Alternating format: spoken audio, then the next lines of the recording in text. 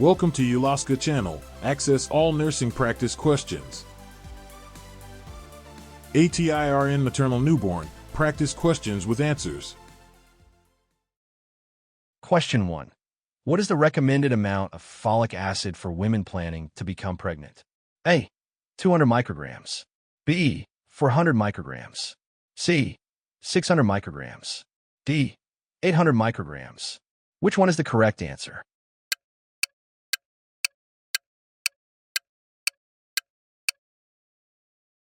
The correct answer is B. 400 micrograms. Explanation. Folic acid is essential for fetal development, particularly to prevent neural tube defects, and 400 micrograms is the recommended daily dose. Question 2. What is the typical range for fetal heart rate during pregnancy? A. 100 to 120 bpm. B. 120 to 160 bpm.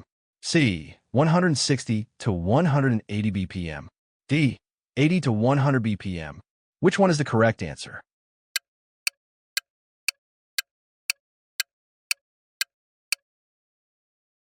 The correct answer is B. 120 to 160 bpm. Explanation. The fetal heart rate typically ranges from 120 to 160 bpm, with some variation depending on the gestational age. Question 3. At what gestational age is the fetal heartbeat usually detectable via a Doppler ultrasound? A. 8 weeks. B. 10 weeks.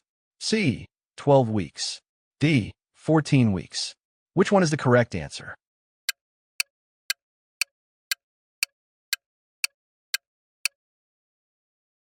The correct answer is B. 10 weeks. Explanation.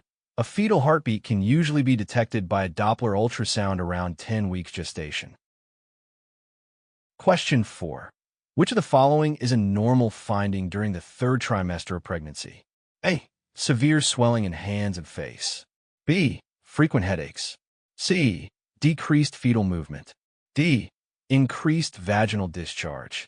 Which one is the correct answer?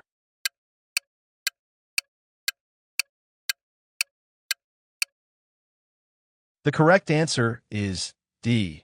Increased vaginal discharge. Explanation. Increased vaginal discharge is a normal finding in the third trimester due to hormonal changes. Swelling, headaches, and decreased fetal movement are concerning. Question 5. What is the primary intervention for a newborn experiencing hypoglycemia? A. Administer IV glucose. B. Administer oral glucose gel. C. Provide early feedings. D. Place the newborn in an incubator. Which one is the correct answer?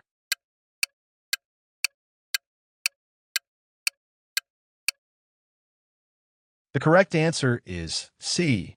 Provide early feedings. Explanation. The primary intervention is to provide early feedings, which helps raise blood sugar levels. IV glucose is used if the baby cannot feed. Question 6. Which hormone is primarily responsible for the growth and development of the endometrium during pregnancy? A. Progesterone. B. Estrogen. C. Human chorionic gonadotropin. D. Prolactin. Which one is the correct answer?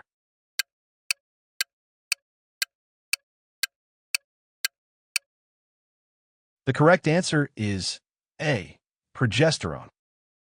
Explanation. Progesterone plays a critical role in maintaining the endometrium, allowing it to support pregnancy. Question 7. What is the most common maternal complication associated with gestational diabetes? A. Preeclampsia. B. Postpartum hemorrhage. C. Preterm labor. D. Cesarean section. Which one is the correct answer?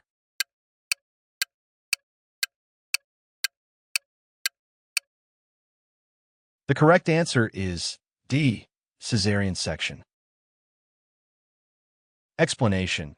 Gestational diabetes increases the likelihood of having a cesarean section due to the risk of fetal macrosomia. Question 8. What is the recommended weight gain for a woman with a normal BMI during pregnancy? A. 10 to 15 pounds. B. 15 to 25 pounds. C. 25 to 35 pounds. D. 30 to 40 pounds. Which one is the correct answer?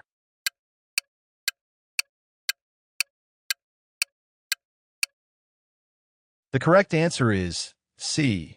25 to 35 pounds. Explanation. A weight gain of 25 to 35 pounds is recommended for women with a normal BMI during pregnancy to support fetal development. Question 9. What is the most common position for a breech baby? A. Head down. B. Feet first. C. Shoulder first. D. Bottom first. Which one is the correct answer?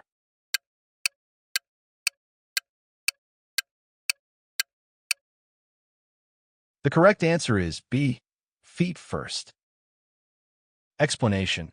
In breech presentations, the baby's bottom or feet are positioned to come out first instead of the head.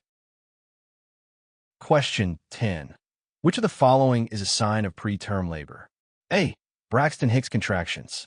B. Decreased fetal movement. C. Regular, frequent contractions. D. Mild back pain. Which one is the correct answer?